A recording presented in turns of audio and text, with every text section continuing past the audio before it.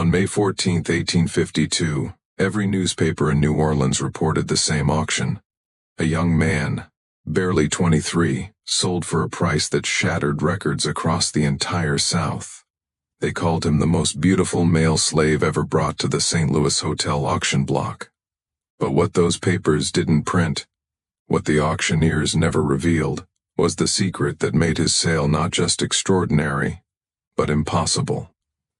7 witnesses would later swear under oath that the young man standing on that platform couldn't have existed. Not because of how he looked, but because of who he was. The city's most powerful families fought to own him. One of them succeeded. Within 3 months, that family would be destroyed. The records of his sale were sealed by the Louisiana legislature in 1853 and have never been opened. Until now, no one has asked the question that should have been obvious from the beginning. Why would anyone pay a fortune for a slave who was already legally free?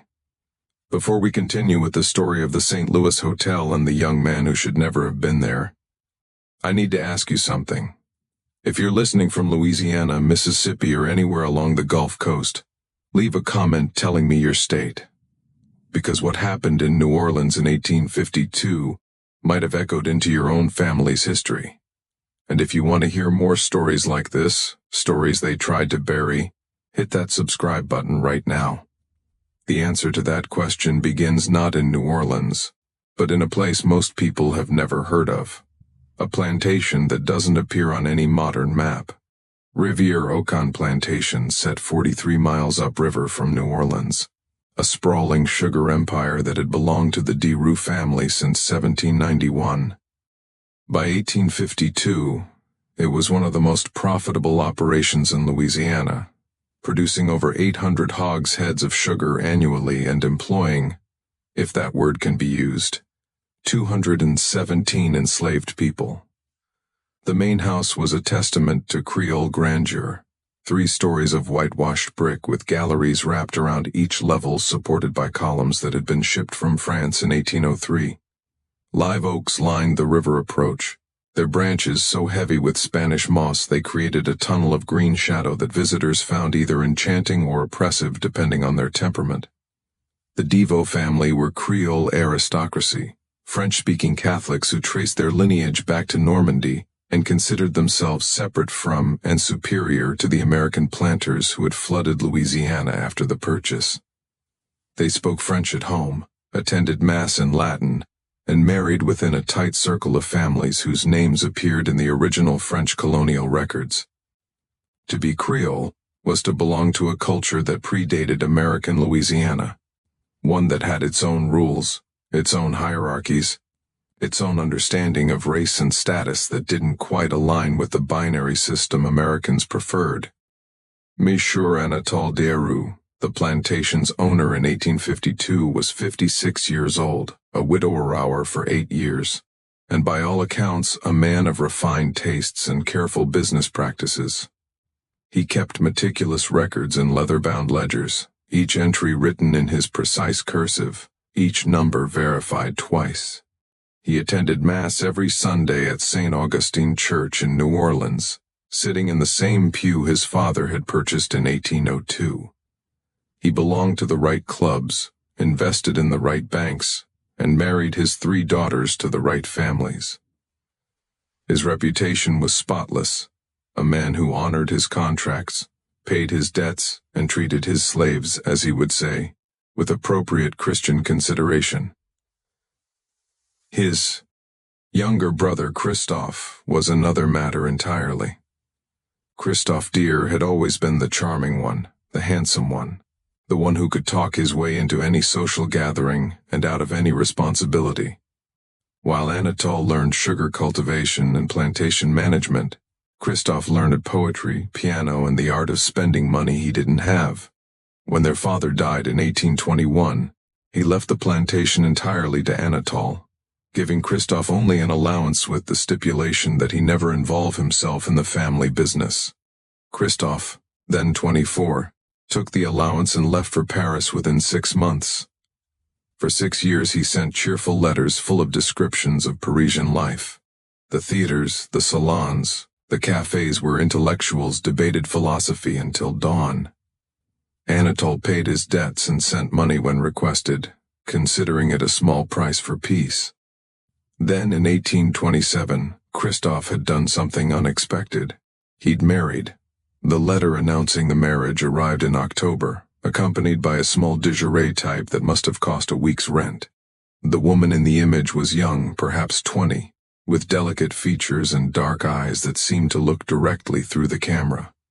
She wore a simple but elegant dress, and her hair was arranged in the latest Parisian style. The caption on the back in Christophe's flowing hand read, "Celeste Mororo Deyu, my wife, your sister-in-law. You would love her, Montre." What Christophe didn't mention, what the daguerreotype made clear to anyone who looked carefully, was that Celeste had African ancestry. Not much. She could have passed for Mediterranean in certain lights, but enough that Anatole recognized it immediately. Her skin tone, the texture of her hair visible beneath the elaborate styling, the shape of her features, all told a story that would have been unremarkable in Paris, but was catastrophic in Louisiana. Anatole's response was brief and final. Christophe was no longer welcome at Rivieran. His allowance would continue, but only if he never returned to Louisiana and never contacted the family again. The marriage was not recognized. Any children born of it would not be recognized. As far as the Deveau family was concerned, Christophe had died in Paris in 1827. Christophe's response took 4 months to arrive. It was equally brief. "I understand. I'm sorry for the disappointment. My son was born last month. His name is Jean-Baptiste. He will never know he had an uncle in Louisiana." For 24 years, Christophe honored that agreement. Anatole heard nothing from his brother except annual confirmation from a Paris bank that Christophe was still alive and receiving his allowance. Anatole married, had 3 daughters, became one of the most successful planters in Louisiana, and buried his wife after a fever took her in 1844. He never mentioned having a brother to anyone outside the immediate family. Then in March 1852, everything changed. The letter arrived on a Tuesday, forwarded from a hotel in New York City. The handwriting was Christophe's, but weaker, the letters shaky and occasionally trailing off. The content was brief, but devastating. Consumption diagnosed 6 months earlier, now in its final stages. The doctors gave him perhaps 3 months to live. He had one request, one final favor to ask of the brother who had supported him for 25 years despite their estrangement. "My son Jean-Baptiste is 23 years old. He is educated the Lycée, or for then 3 years at the Sorbonne, studying literature and philosophy. He speaks French, English, Italian, and Latin. He reads Greek. He plays piano. He has never done manual labor in his life, and I fear he would be quite hopeless at it. His mother died of cholera in 1848, and he has been supporting himself through tutoring since my health declined. But he is alone in the world now, Anatole, when I am go. He will have nothing, no family in Paris, no connections, no money. I have spent everything, including his inheritance, on doctors who can do nothing but make me comfortable while I die. I am asking you to take him in not as family. I understand that's impossible, but as something. A secretary, perhaps. You always needed someone who could handle correspondence in multiple languages. He's brilliant with numbers and has beautiful handwriting. He would be useful to you. And he is my son. He is the only good thing I've done in my life. Please, Montre, I am begging you." Anatole read the letter 3 times, standing in his study with the afternoon sun slanting through the French windows. His first impulse was to refuse. The young man was his brother's son, yes, but also the son of a colored woman. In Paris that might mean nothing. In Louisiana, it meant everything. To acknowledge Jean-Baptiste in any way was to risk questions, speculation, potential scandal. But Anatole was also a practical man, and as he stood there holding his dying brother's letter, an idea began to form. An idea that in hindsight should have horrified him, that it didn't set everything about the kind of man he had become. He sat down and wrote a response. He would accept Jean-Baptiste at Rivieran. The young man should book passage on the next available ship to New Orleans, and then take a steamboat to the plantation. Anatole would meet him there and determine appropriate arrangements. He signed the letter, sealed it, and sent it express to New York. Then he sat alone in his study for a long time, thinking about opportunity and profit, and the strange ways that fate sometimes delivered both. Jean-Baptiste arrived at Rivierac on April 3, 1852, on a Thursday afternoon that was unseasonably hot, even for Louisiana. The steamboat from New Orleans docked at the plantation's private landing at 4. Anatole was there. To meet him along with his overseer, a man named Gaines, and 3 of his most trusted house servants. What stepped off that boat made everyone present go very still. Jean-Baptiste was without question the most physically striking young man any of them had ever seen. He was tall, over 6 feet, with a slender, almost aristocratic build that suggested regular meals and no physical labor. His hair was black and wavy, worn slightly longer than was fashionable in America in the Parisian style. His eyes were an unusual shade of green gold, almost amber in certain light, with long, dark lashes that would have been the envy of any woman. His features were perfectly symmetrical, with high cheekbones, a straight nose, and a mouth that seemed designed for portraits. His skin was pale, not the ruddy paleness of Anglo-Saxon Americans, but the smooth, even paleness of fine porcelain, with just a hint of warmth that suggested Mediterranean ancestry, rather than African. He could have passed for white in any city in America. In fact, he looked more European than Anatole himself, more refined, more polished, like something that had been carefully crafted rather than merely born. He was also clearly his brother's son. The resemblance to Christophe at that age was striking. The same elegant bone structure, the same graceful movements, the same natural charisma that made people want to look at him. Anatole felt an unexpected pang of grief looking at him, seeing his brother's face in this young stranger's features. Jean-Baptiste descended the gangplank, carrying a single leather trunk that looked expensive but worn. The kind of thing that might have been purchased 10 years earlier when money was less scarce. He wore a traveling suit of dark wool that had been well tailored but showed signs of careful repair. A patch on one elbow, buttons that didn't quite match, cuffs that had been turned. Once already. His boots were polished but resolved. Everything about him suggested gentle poverty, the kind that maintains appearances while quietly starving. When he reached the bottom of the gangplank, he sat down his trunk and looked directly at Anatole. For a moment, neither man moved. They were studying each other. Anatole seeing his brother's ghost. Jean-Baptiste seeing the uncle who had sent his father into exile 25 years earlier. Then Jean-Baptiste extended his hand. "Monsieur Dieu," he said in perfect French, his voice low and cultured. "I am Jean-Baptiste. Thank you for receiving me. I know this must be difficult for you. It is difficult for me as well." His tone was polite but not servile, respectful but not fearful.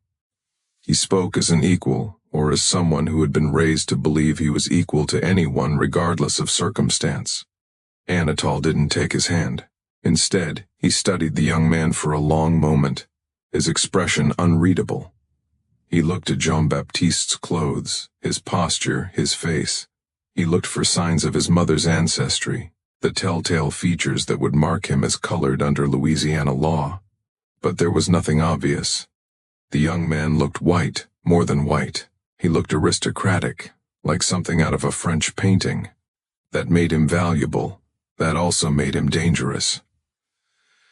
"Follow me," Anatole said finally in French. He turned and began walking toward the main house without waiting to see if Jean-Baptiste complied. Gaines the overseer stepped forward and picked up Jean-Baptiste's trunk without a word. The 3 house servants, 2 women and 1 man, all of them light-skinned Creoles who served in the main house, stood back and watched as Jean-Baptiste followed Anatole up the path. One of the women, Marie-Claire, would later tell others that the young man walked like someone going to his execution, steady, calm, but with an awareness. that something terrible was about to happen. They didn't go to the main house.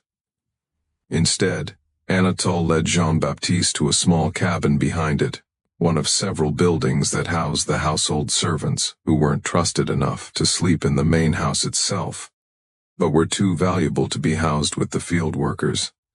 The cabin was simple but adequate.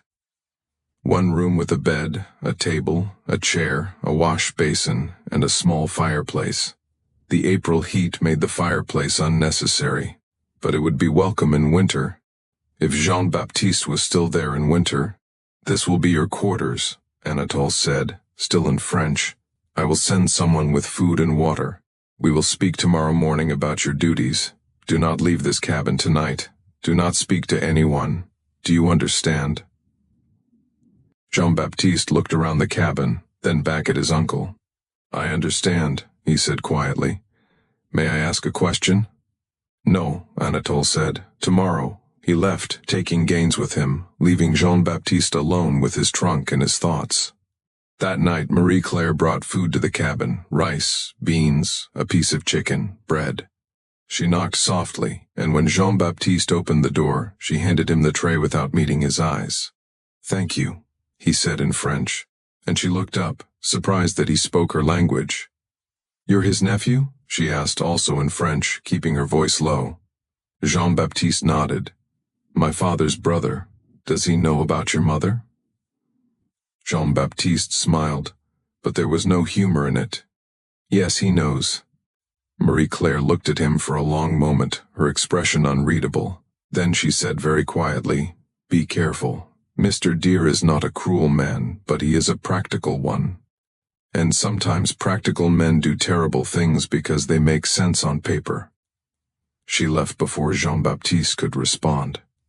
He stood in the doorway, watching her walk back to the main house, and felt the first real stirrings of fear since arriving in Louisiana. Not fear of violence or cruelty, but fear of something more insidious, being turned into a problem that needed solving, a complication that needed tidying, a thing rather than a person.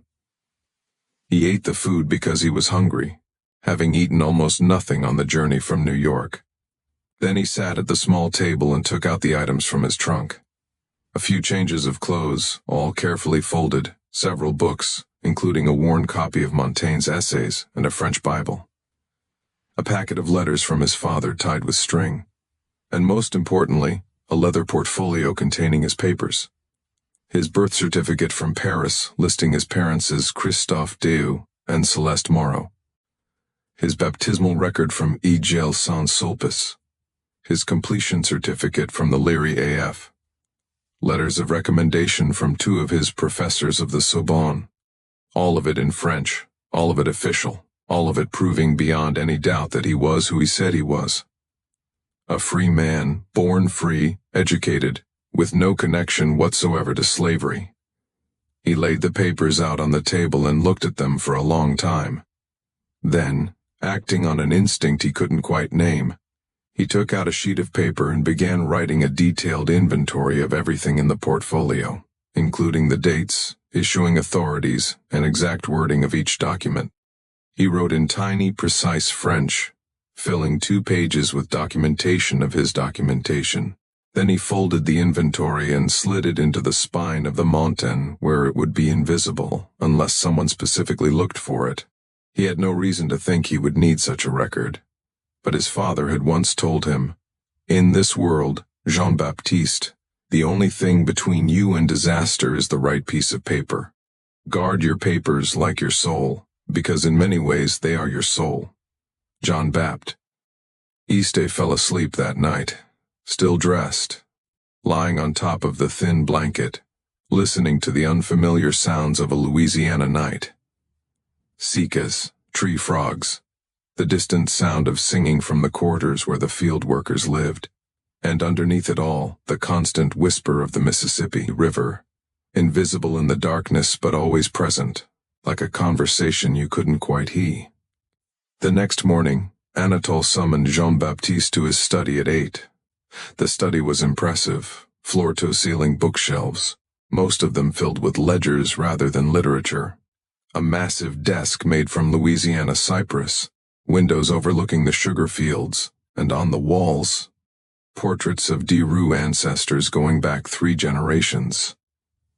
Jean-Baptiste stood in front of the desk while Anatole sat behind it, the physical arrangement making the power dynamic unmistakable.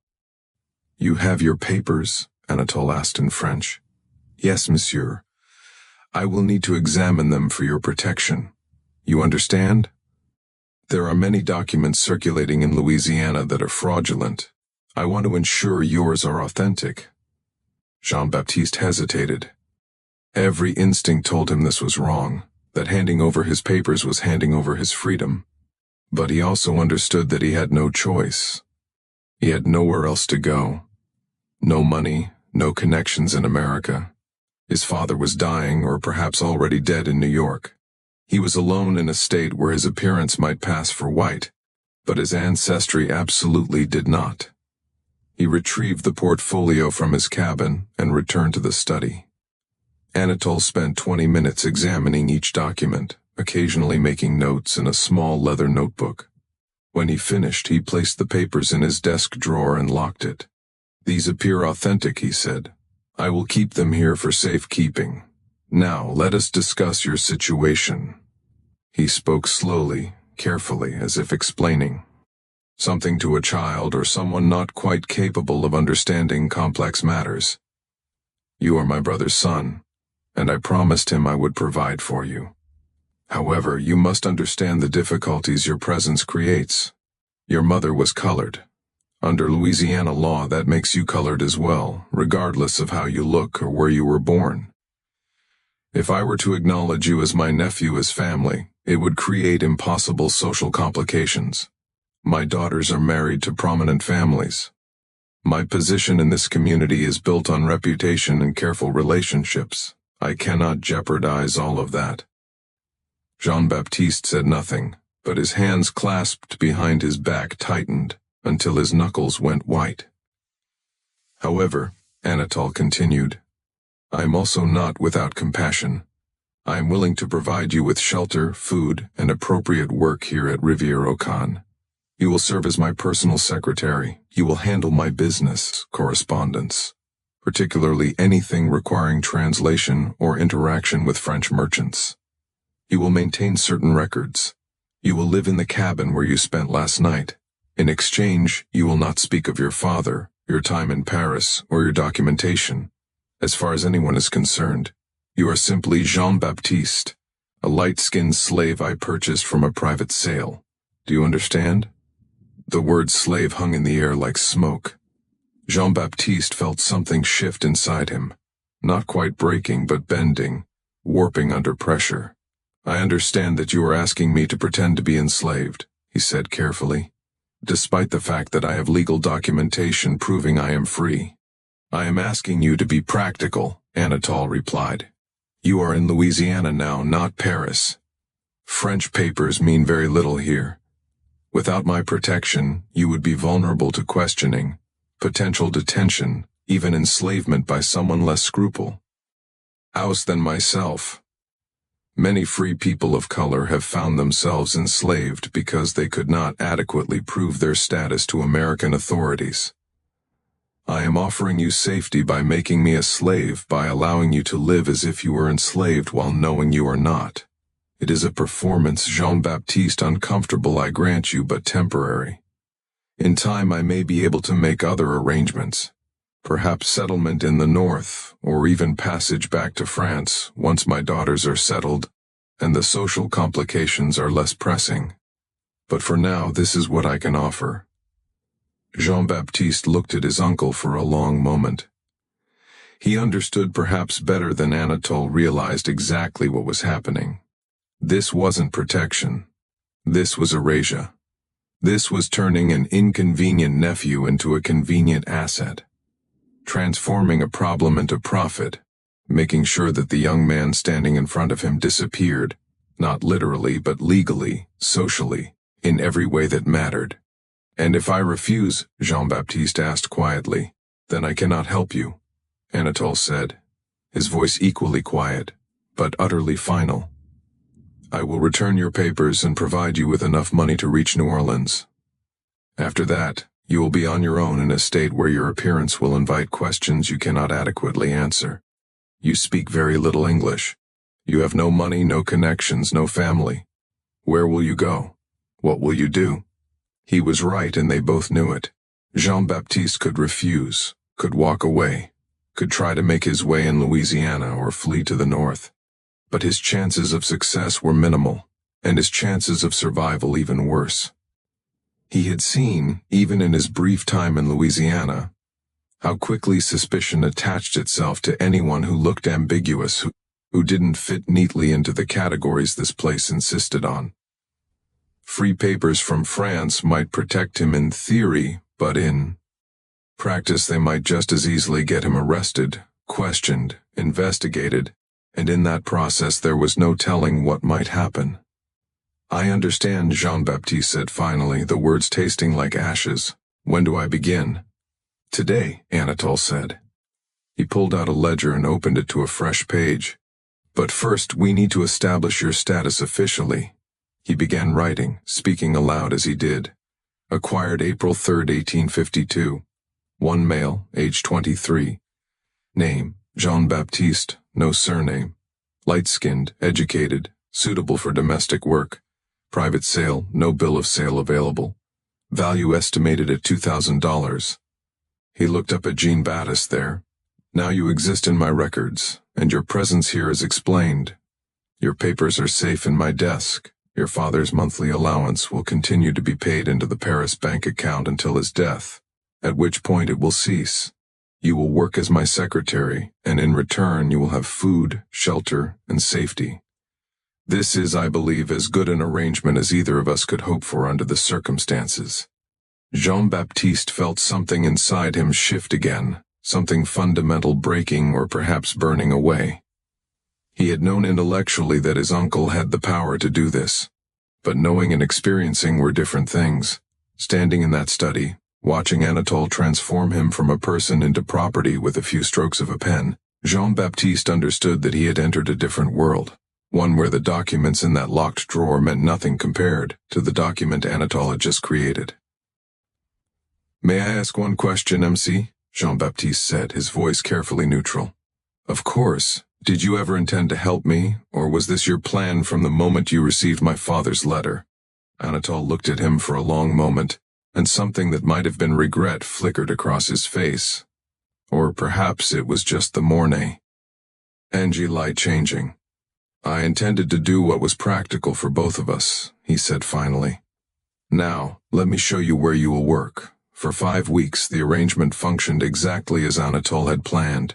Jean-Baptiste served as his secretary, working in a small office adjacent to Anatole's study. He translated business correspondence, letters from French wine merchants, French silk importers, French banks. He maintained certain sensitive records that Anatole preferred to keep in French, knowing that most Americans, including his own overseer, couldn't read them. He even advised on investments, his Sorbonne education proving useful in analyzing complex financial arrangements. He was brilliant at the work, which shouldn't have surprised anyone who looked at his education but somehow did. Anatole found himself consulting Jean-Baptiste on matters that went beyond simple translation, asking his opinion on contract terms, on the reliability of certain business partners, on the likely impact of political developments in Europe on American markets. Jean-Baptiste answered carefully, precisely, offering analysis without presumption, making it clear that he understood his position, even as he demonstrated abilities far beyond what that position should have included. The other enslaved people at Riviera didn't know what to make of him. He looked white, but lived in the cabins. He spoke French, but worked as a secretary. He was educated, but enslaved. He existed in a category that didn't quite make sense, and that made everyone uncomfortable. Some of the house servants, Marie, Claire, Thomas the stable hand, an older woman named Eugenie who ran the kitchen, were kind to him in small ways, bringing him extra food, warning him when Anatole was in a particularly foul mood. teaching him the unwritten rules of plantation life. Others avoided him, suspicious of anyone who occupied such an ambiguous.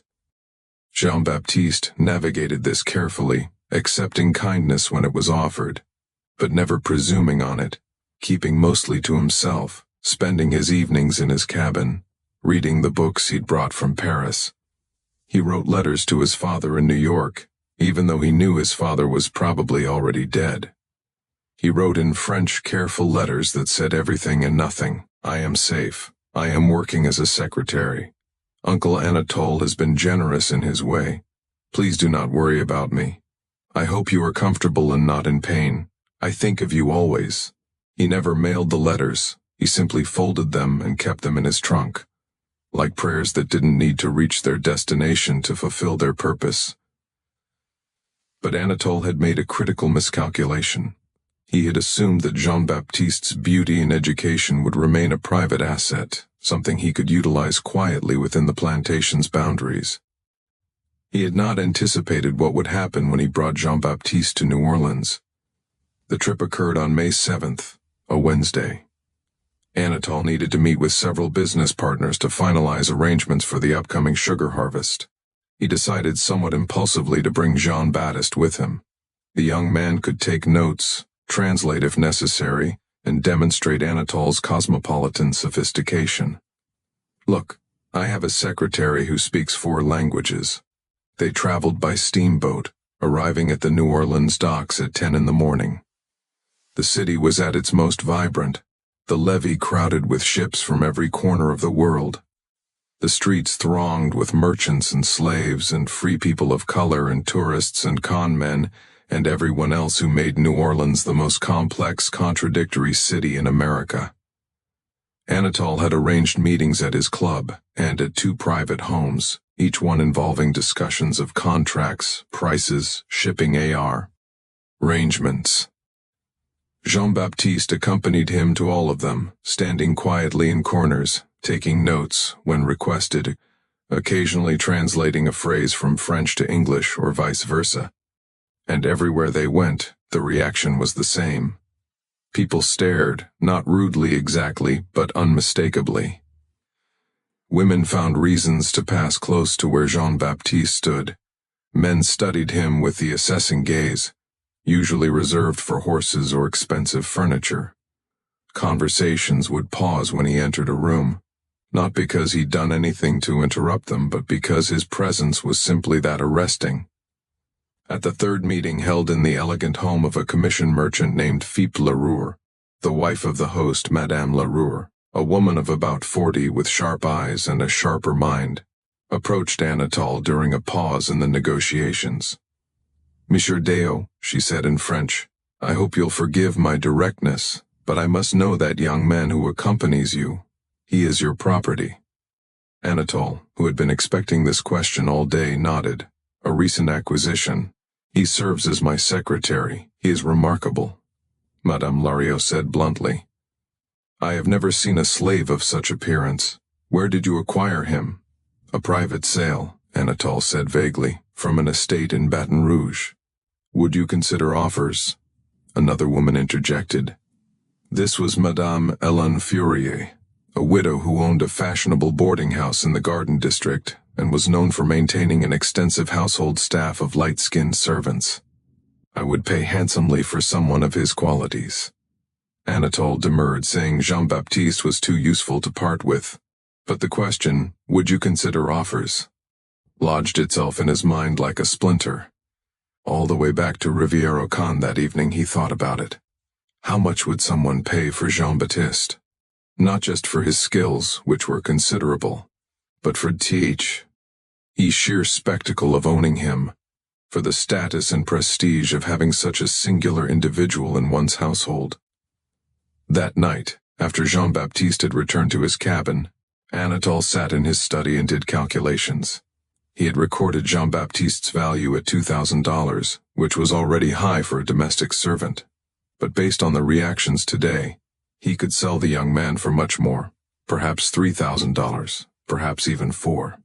The more he thought about it, the more sense it made. Jean-Baptiste's presence at Rivière was becoming a complication. The young man was too distinctive, too memorable. His education and bearing made other slaves uncomfortable and made visitors ask questions.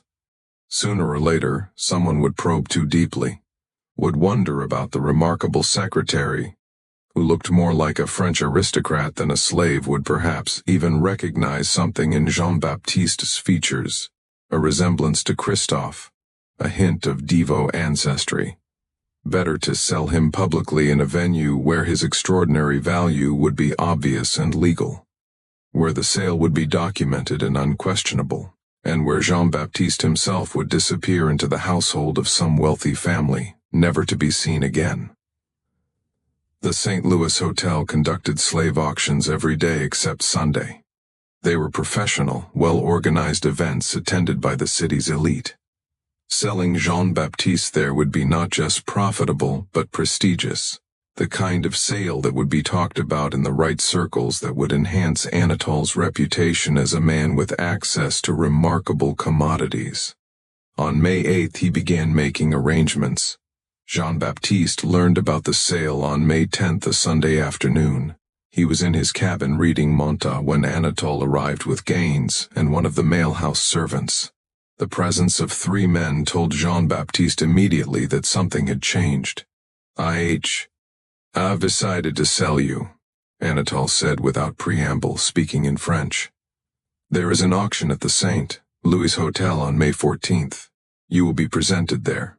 Jean-Baptiste stood slowly, the book falling from his hands. You gave me your word that this was temporary, that you would help me eventually leave Louisiana. And I will, Anatole said smoothly.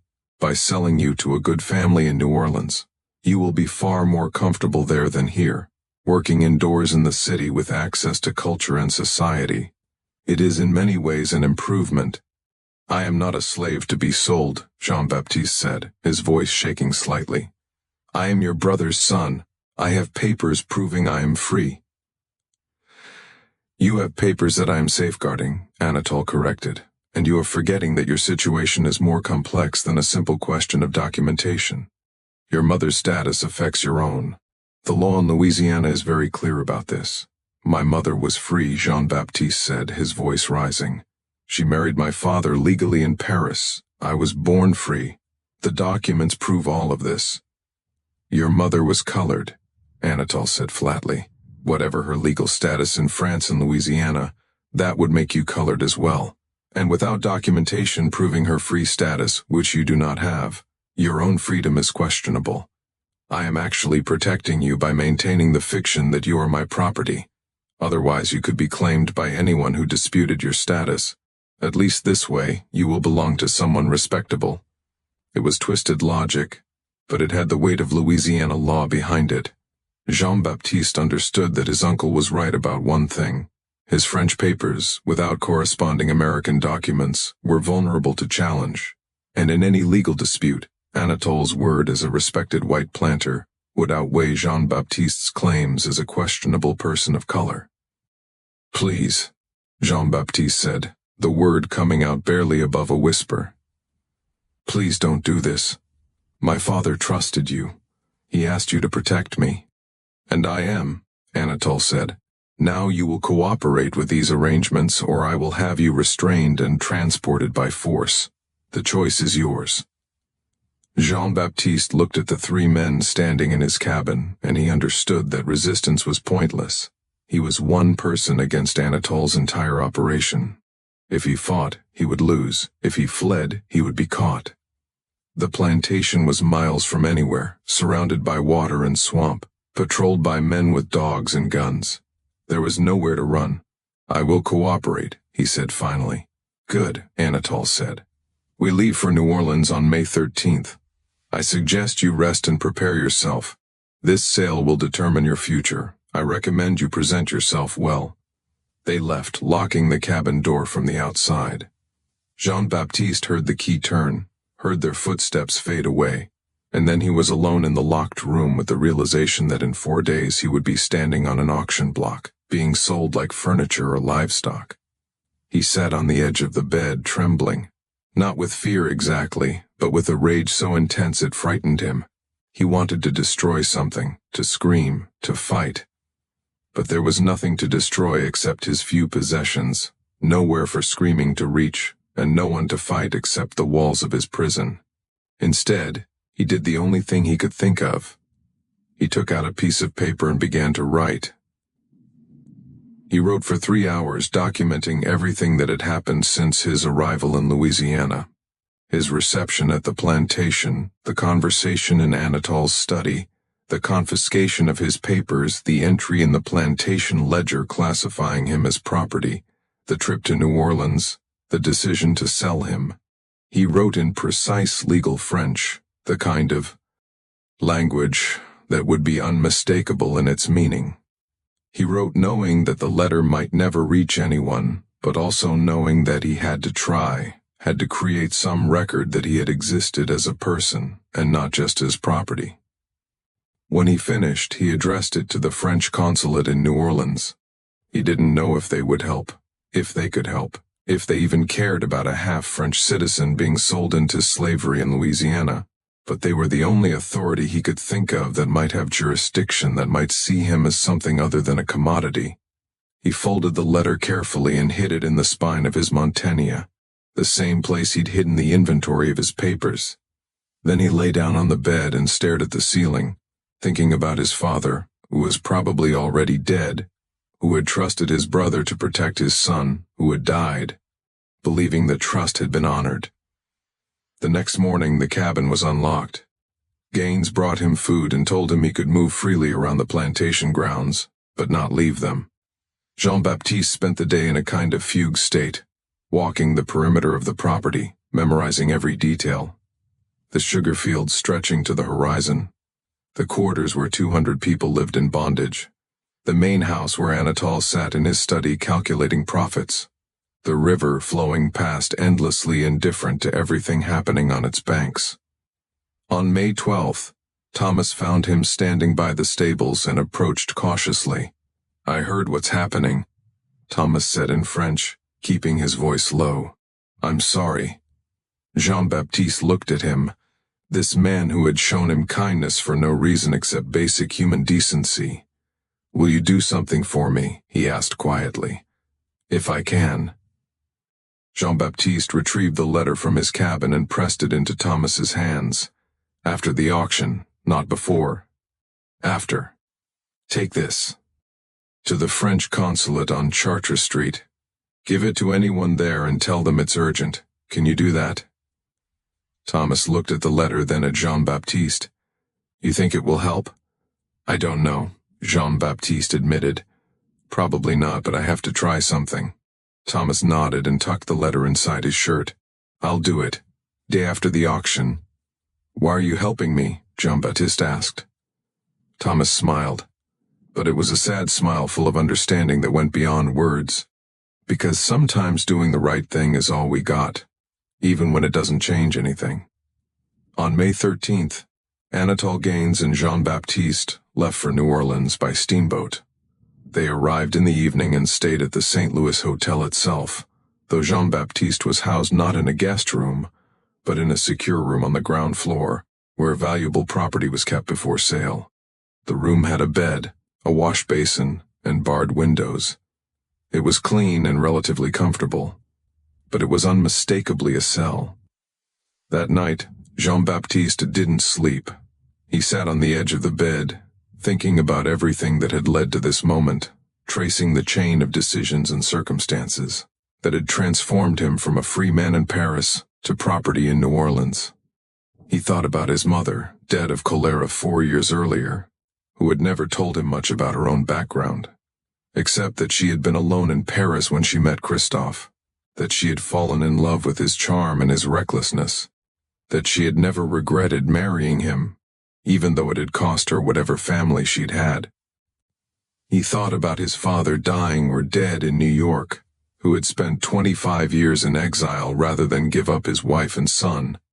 He thought about Anatol, who had taken that same son and turned him into merchandise. And he made a decision that would either save him or destroy him. But that felt in that M.O. meant like the only choice he had. If he was going to be sold, he would not be sold silently. The morning of May 14, 1852, dawned clear and oppressively hot. By 9, the rotunda of the St. Louis Hotel was already crowded with buyers, spectators, and curious onlookers. The hotel's auction block, located in the center of the magnificent rotunda beneath a soaring dome, was a raised marble platform that had seen thousands of sales over the years: furniture, jewelry, real estate, and human beings. Anatole arrived early, accompanied by Gaines and Jean-Baptiste. He had dressed Jean-Baptiste carefully for the occasion: a white linen shirt that emphasized his pale skin, dark trousers that suggested elegance, polished boots. His hair had been trimmed and brushed back from his face. He wore no jewelry, nothing that would distract from the spectacle of him. When they entered the rotunda at 10, the reaction was instant and electric. Conversations stopped mid-sentence. Women turned and stared openly. Men leaned forward in their seats, assessing. The auctioneer, a professional named Perrault, who had conducted thousands of sales, actually paused in his preparation when he saw Jean-Baptiste, his practiced composure momentarily shaken. Word had spread through the city's elite that something extraordinary was being offered today. The advertisements Anatole had placed in the newspapers had been deliberately vague but tantalizing. A rare offering: male domestic servant of exceptional qualities, educated, multilingual, suitable for only the finest household. Those who understood the coded language of such advertisements had come prepared to spend significant money. At 10:30, the auction began. Perrault stood at the podium and surveyed the crowd. "Ladies and gentlemen," he said in English, then repeated in French, "we have before us today an offering of singular quality. The property of Monsieur Anatole, dear of Rivière-au-Can plantation. This young man represents the finest example of domestic service capacity available in our market." Jean-Baptiste was led to the platform by Gaines. He walked steadily, his face carefully composed, showing nothing of what he felt. When he reached the center, the marble platform, he stood perfectly still, his hands at his sides, his eyes focused on some middle distance. The effect was devastating. In the bright sunlight streaming through the dome, Jean-Baptiste looked almost otherworldly, his pale skin luminous, his amber eyes catching the light, his aristocratic features perfect from every angle. He was beautiful in a way that made people uncomfortable because it disrupted all the categories they used to understand the world. He looked white but stood on the auction block. He looked wealthy but wore a slave's simple clothing. He looked educated but was being sold like cattle. Perrault began the description. Age 23 years, fluent in French, English, Italian, and Latin, literate in all languages. Experienced in secretarial work, correspondence, bookkeeping. Of gentle temperament, and suitable for the most refined household. Health certified excellent. Minimum bid set at $2,000. The bidding started immediately. A man in the front row raised his hand. $2,200. Before Perrault could acknowledge it, someone else called out, $2,500. Then $3,000. The crowd was energized now, feeding off its own momentum. This wasn't just a purchase, it was a competition, a public display of wealth and taste. To own Jean-Baptiste would be to own something remarkable, something that elevated the buyer's status simply by association. $3,500, a woman's voice called out. Madame Hélène Fourier, sitting near the front, her eyes fixed on Jean-Baptiste with an intensity that was almost predatory. 4,000 counted Philippe Larrière, the commission merchant whose wife had first inquired about Jean-Baptiste. Anatole stood to the side, watching the bidding escalate, and felt a surge of satisfaction. He had been right. Jean-Baptiste was extraordinarily valuable, and this sale would be talked about for years. The bidding continued. 45,500, 5,000, 5,500. With each increase, the crowd grew more animated, more invested. This was spectacle theater, a public performance of power and desire. At $6,000, most of the bidders dropped out. At $7,000, only Madame Fourier and MSI Larrière remained, their bids now clearly personal. each one refusing to let the other win. 7,500, Madame Fourier said firmly. 8,000. Lario countered immediately. 8,500, 9,000. The crowd was silent now, transfixed. This was an unprecedented amount for a single domestic servant. The bidding had crossed from business into something more emotional, more irrational. Jean-Baptiste stood perfectly still throughout all of this, his face expressionless. But inside something was building. Not panic, not fear, but a cold, clear determination. He had made his decision during the sleepless night. Now he simply waited for the right moment. At $10,000, Madame Fourier hesitated.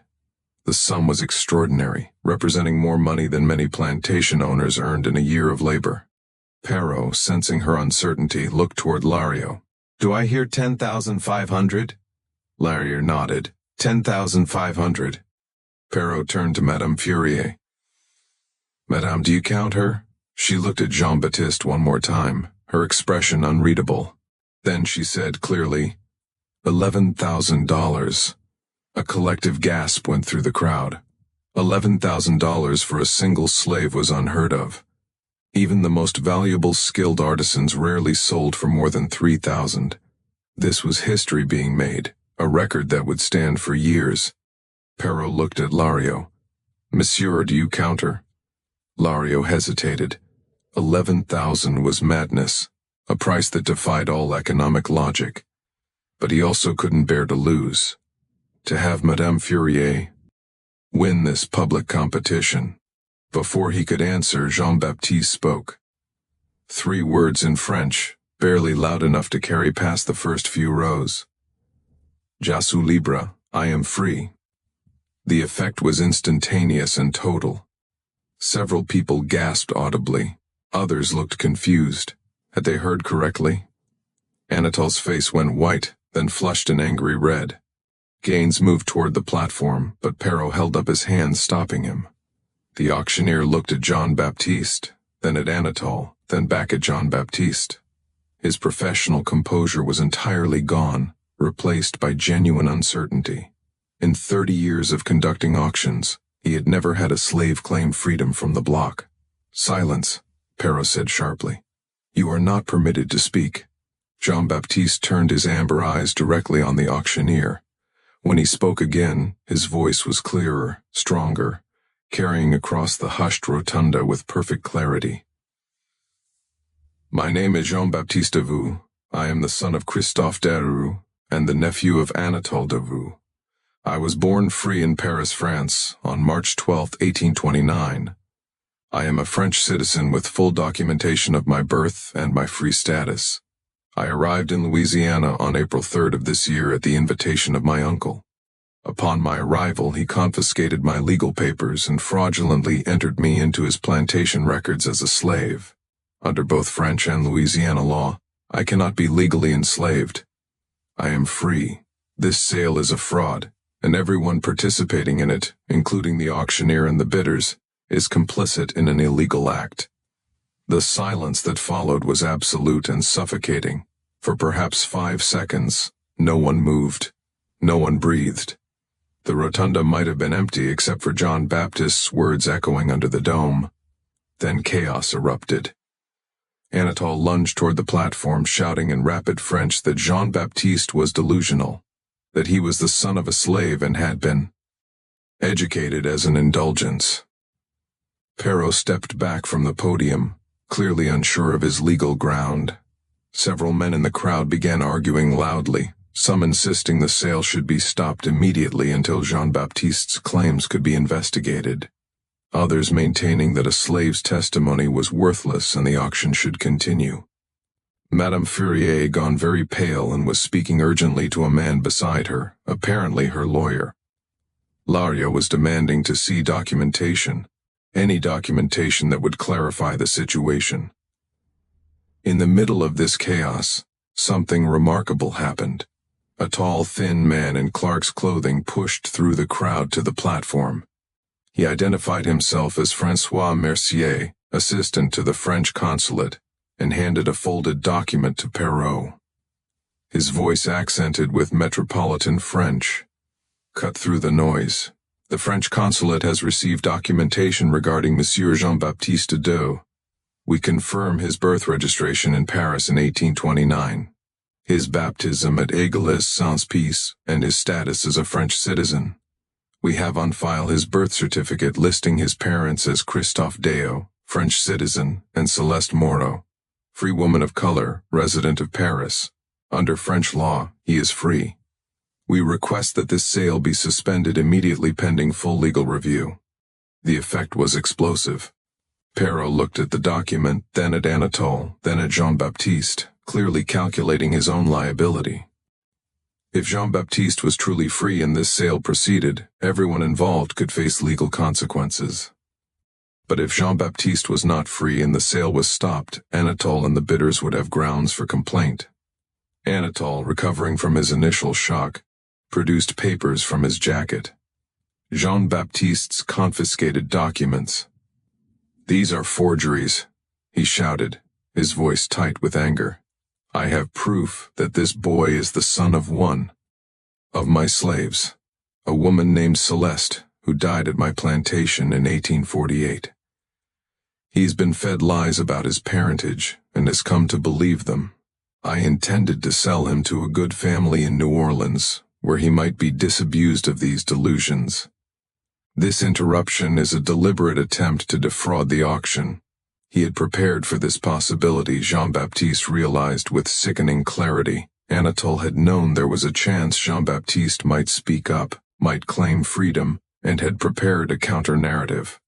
The slave Celeste at Rivierac, conveniently dead 4 years earlier, gave him plausible deniability. Who could prove that Jean-Baptiste's mother Celeste and Anatole's slave Celeste weren't the same person who could definitively establish the truth? But Mercier from the consulate wasn't finished. He produced another document. "We also have a letter," he said, his voice carrying clearly, "written by Ms. Jean-Baptiste, and delivered to our office this morning. It details the circumstances of his arrival in Louisiana, the confiscation of his papers, and his fraudulent enslavement. The letter demonstrates knowledge of French law, French literature, and French society consistent with his claimed education. We have forwarded copies to the Louisiana Attorney General and to the federal authorities. This matter is now under official investigation." Anatole went very still. A letter. How had Jean-Baptiste managed to send a letter when the implications were clear? If official authorities were involved, the auction couldn't proceed regardless of Jean-Baptiste's legal status, even if Anatole was right, and Jean-Baptiste could be legally enslaved. Doing so now while under federal investigation would invite scrutiny that could destroy Anatole's reputation and business. Perrault made the only decision he could. He struck his gavel twice, the sharp sound cutting through the confused babble. Of voices. "This auction is suspended pending legal review. The property," he paused, seeming to realize that word might no longer apply. "The individual in question will be removed from the block and held in secure custody until the matter is resolved. All bids are hereby voided. This sale will not proceed today."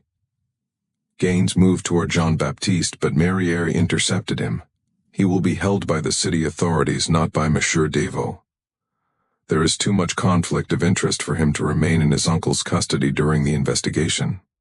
2 city constables who had apparently accompanied Mercier stepped forward. They didn't shackle Jean-Baptiste, which was telling. They weren't certain he was enslaved, which meant they had to treat him as potentially free.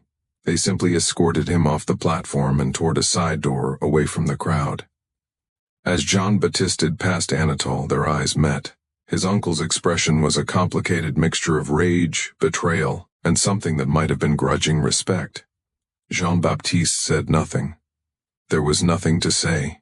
Everything that needed to be said had already been spoken in front of hundreds of witnesses under the dome of the St. Louis Hotel. Jean-Baptiste was taken to a secure room in the Cabildo, the building that housed city government offices and jail cells. The room was neither a cell nor a guest room, something in between reflecting his ambiguous status. He had a bed, a chair, a small table, a barred window. He was locked in but not chained. He was guarded but not treated as a criminal. For 3 days he waited while lawyers and officials examined documents, took testimony, and tried to unravel the legal knot he and Anatole had created. During that time, several things happened. Christophe Darrow was confirmed dead, having passed away in New York on May the 2nd, 12 days before the auction. He had lived just long enough to receive Anatole's letter promising to care for Jean-Baptiste. Whether he had believed that promise or simply had no choice but to hope, Jean-Baptiste would never know. The French consulate confirmed that all of Jean-Baptiste's documents were authentic, that there was indeed a birth record in Paris for Jean-Baptiste Deux, son of Christophe and Celeste, registered as a free birth. Anatole produced 3 witnesses who swore they had known a slave named Celeste at Riviera-Aucun, that she had died in 1848, and that she had told them her son was named Jean-Baptiste. The witnesses were all enslaved people themselves, their testimony valuable under Louisiana law, despite their status. The legal question became impossibly complex. If Celeste Mararo in Paris and Celeste the slave at Riviera-Aucun were the same person, when had she been enslaved, before Jean-Baptiste's birth or after? If before, he was enslaved regardless of his birth location under the principle of partister ventrum status follows the mother. If after, or if they were different people, he was free. No one could definitively prove which version was true. On May 17th, a judge named Thibault, a man known for careful deliberation and a certain sympathy toward free people of color, issued his ruling. It was a masterpiece of legal ambiguity that essentially resolved nothing while preventing immediate harm. The ruling stated, Jean-Baptiste's legal status could not be definitively determined from the available evidence. The documents suggested he was born free in France. The testimony suggested he might be the son of an enslaved woman. Without the testimony of Celeste herself, or additional documentary evidence proving her status at the time of Jean-Baptiste's birth, no conclusive determination could be made. Therefore, the attempted sale was declared void. Anatole could not sell Jean-Baptiste as a slave unless he could prove beyond reason doubt that Jean-Baptiste had been born enslaved. The burden of proof was on Anatole. Until such proof was provided, Jean-Baptiste's status would remain undetermined, and he could not be held in slavery. Furthermore, Jean-Baptiste could not immediately claim the full rights of a free person without additional proof of his mother's free status. He existed in a legal gray area, not definitively enslaved, not definitively free. The practical effect, Jean-Baptiste was released from custody, but barred from leaving Louisiana without permission. Anatole was prohibited from claiming Jean-Baptiste as property. The matter was technically open pending additional evidence, but since the key witnesses were all either dead or enslaved, additional evidence was unlikely to emerge. It was a non-ruling that protected everyone. Anatole's reputation was preserved. He could claim he had acted in good faith, based on the information available to him. The auction house was protected from liability since the sale had been stopped. The bidders got their money back, and Jean-Baptiste got his freedom technically, though not in a form anyone could quite define. When Jean-Baptiste walked out of the Cabo on the afternoon of May 17th, he carried only what he'd brought to New Orleans: the clothes on his back and his small leather trunk, which Anatole had returned to him without comment. His French papers were inside, along with Judge Thibault's ruling, and a letter from the French consulate stating that they recognized him as a French citizen and would provide what assistance they could should he need it. He had nowhere to go. He knew no one in New Orleans. He had approximately $8 that Anatole had given him, payment for the weeks of secretarial work, handed over by a lawyer with no explanation or commentary. He stood on the street outside the Cabo and looked at the city around him, this strange, complicated place where he was neither one thing nor another, and felt a surge of something that was equal parts terror and exhilaration. He was free. Not entirely, not cleanly, but enough. He was alive. He had survived. What happened next is where history blurs into legend, where documentation ends and story begins. Some accounts say Jean-Baptiste disappeared that very day, walking out of New Orleans and never being seen again in Louisiana. Others say he remained in the city for several weeks, working as a French tutor under an assumed name, quietly building enough money to leave. A newspaper in Cincinnati published a small notice in August 1853 seeking a French tutor named J.B. Deveau, which may or may not have been him. A letter arrived at the French consulate in 1854 from someone signing only as J.B. thanking them for their intervention and stating he was well and free and beginning again. Thomas the stable hand who had delivered Jean-Baptiste's letter to the consulate told other enslaved workers at Rivière-au-Can that he saw Jean-Baptiste 3 days after the auction walking north on the river road at dawn dressed in rough work log and carrying a small bundle.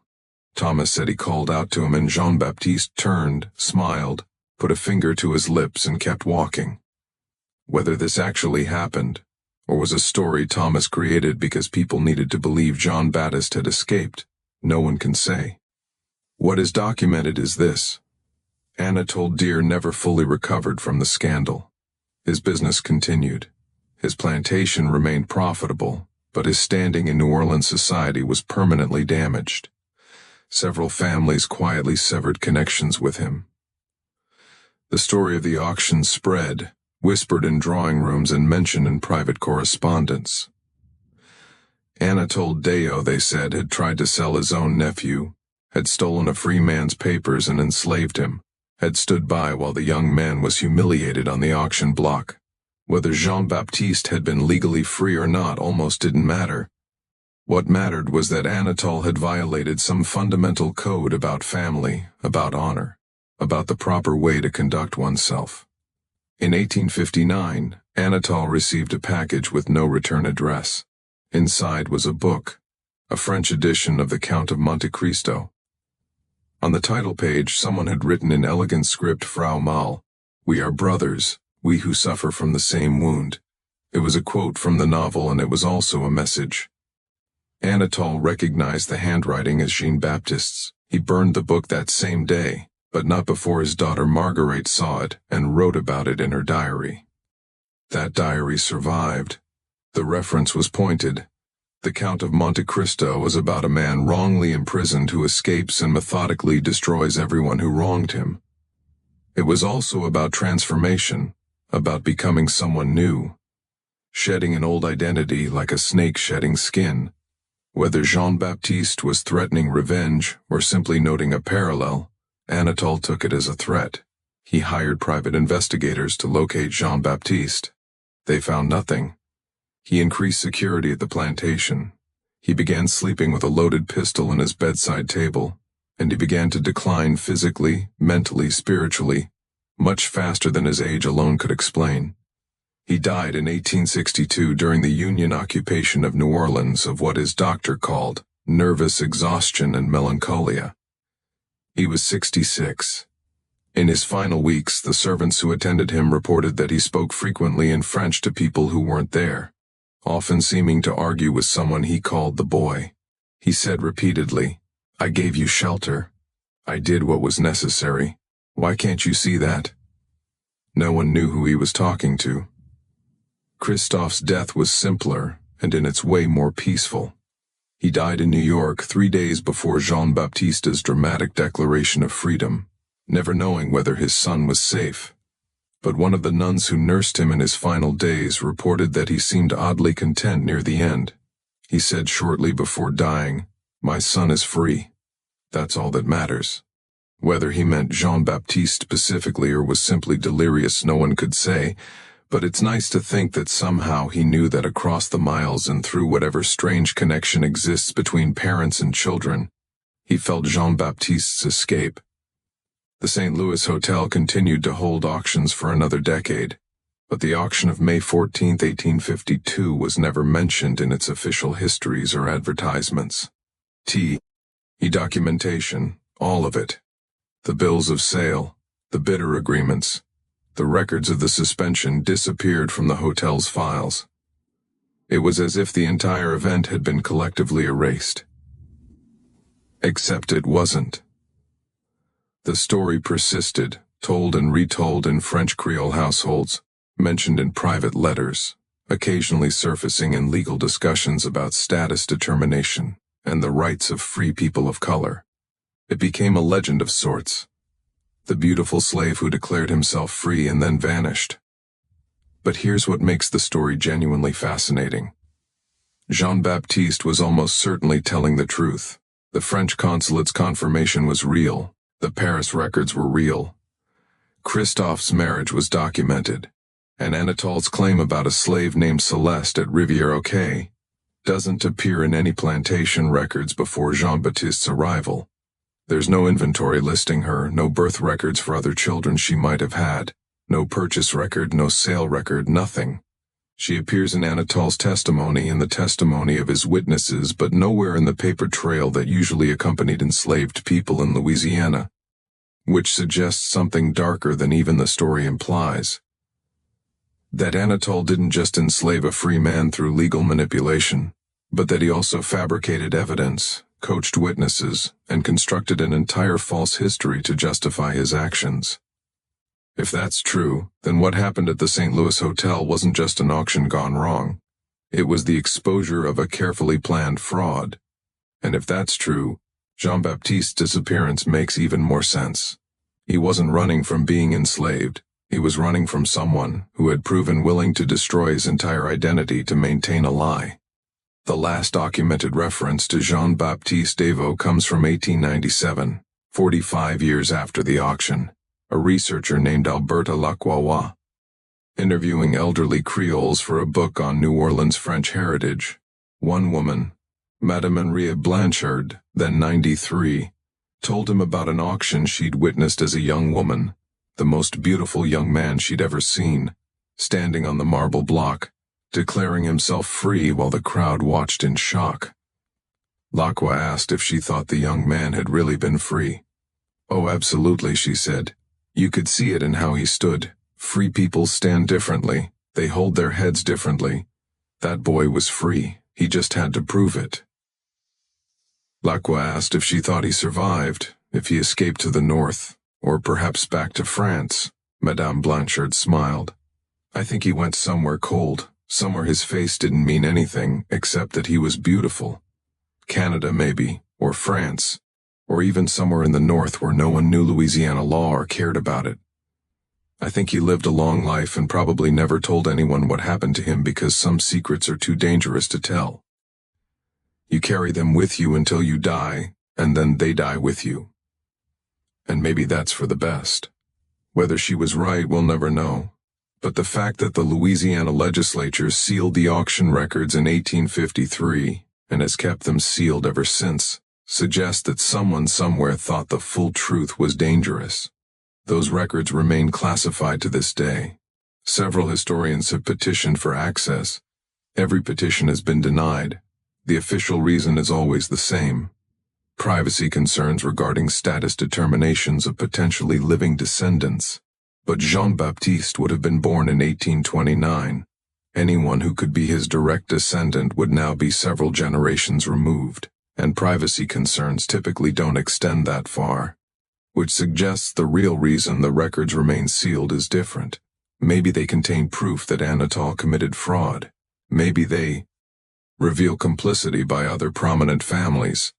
Maybe they simply document an injustice so brazen that opening the records would force official acknowledgement and apology, which institutions prefer to avoid. Or maybe the records contain evidence of where Jean-Baptiste went, what name he used, where he settled. Maybe somewhere in those sealed documents is the answer to the question everyone wants to know. Did he make it? Did he really escape? Did he build a new life somewhere under a new name, becoming someone else entirely? The evidence we have suggests he did. The letter to the consulate in 1854. The book sent to Anatole in 1859. The complete absence of any record of Jean-Baptiste being recaptured or re-enslaved. The silence where there should have been noise if Anatole had found him. All of it points toward escape, survival, reinvention. Maybe Madame Blanchard was right. Maybe Jean-Baptiste went somewhere cold, Montreal or Paris or Boston, or somewhere else entirely and simply started over. Maybe he became a French teacher or a translator or a bookkeeper or anything else that would allow him to use his education while avoiding scrutiny. Maybe he married, had children, grew old and died without ever telling anyone about the 3 months in 1852 when he had been neither enslaved nor free, when his entire existence had hung in balance while strangers debated his humanity. If that's true, then somewhere in the records of Montreal or Paris or Boston or a dozen other cities, there might be a death certificate for a man with a French name born around 1829, occupation listed as tutor or clerk, with no other details. And if someone found that certificate and traced it back, they might discover that it belonged to Jean-Baptiste Desvaux, who was auctioned in New Orleans and declared himself free and then vanished into legend. But maybe that's not the right question. Maybe the question isn't whether Jean-Baptiste escaped, or where he went, or what happened to him. Maybe the question is why we need to know. Why this story out of thousands of similar stories from that era has persisted. Why people still search for Jean-Baptiste Desvaux in old records, and census documents, and shipping manifests. I think it's because his story does something rare. It shows someone refusing to disappear. Most people in his situation simply vanished from history, swallowed by a system designed to erase them. But Jean-Baptiste didn't vanish. He stood on that auction block and said his own name. He claimed his identity in front of hundreds of witnesses. He forced the system to acknowledge him, even if it couldn't quite figure out how to categorize him. And then, yes, he disappeared. But he disappeared on his own terms after making sure everyone knew exactly who he was. That's not erasure. That's transformation. That's choosing to become invisible rather than being forced into invisibility. There's a profound difference. This mystery shows us something important about identity, freedom, and the terrible fragility of both. In a world where your status as a human being could be determined by the color of your skin, the circumstances of your birth, and the cruelty or kindness of your relatives, Jean-Baptiste Desvaux should never have been on that auction block. Whether he was born free in Paris or born enslaved in Louisiana, the fact that his fate could be debated at all, that his humanity was considered a legal question requiring adjudication, tells us everything we need to know about the system that put him there. But it also shows us something about resistance, about refusing to accept other people's definitions of who you are, about the power of simply saying your own name when everyone else wants to rename you, redefine you, reduce you to property. Jean-Baptiste stood on that RBLE platform and said, "I am free," knowing it might destroy him. And whether or not those words changed his immediate circumstances, they changed the story. They transformed him from a passive victim into an active participant in his own fate. And maybe that's why we're still telling this story 170 years later. Because in the end, Jean-Baptiste won. Not in court, not in any legal sense, but in the only way that really matters. He refused to be forgotten. He made sure that anyone who tried to erase him would have to work very hard to do it. And he left enough traces, the letter, the book, the newspaper notices, the whispered stories that we can still find him if we look. So what do you think? Do you believe Jean-Baptiste was really free? Do you think he escaped?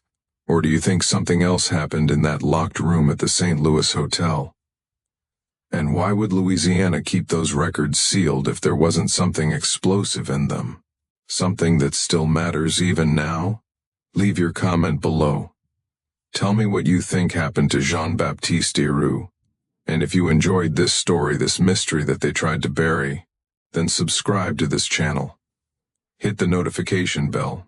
Share this video with someone who loves dark historical mysteries. Stories about people who fell through the cracks of history. Stories that someone wanted erased. Because every view, every share, every comment helps bring these forgotten voices back to life. And maybe somewhere in some sealed record or dusty archive, the full truth about Jean-Baptiste is still waiting to be found. See you in the next video.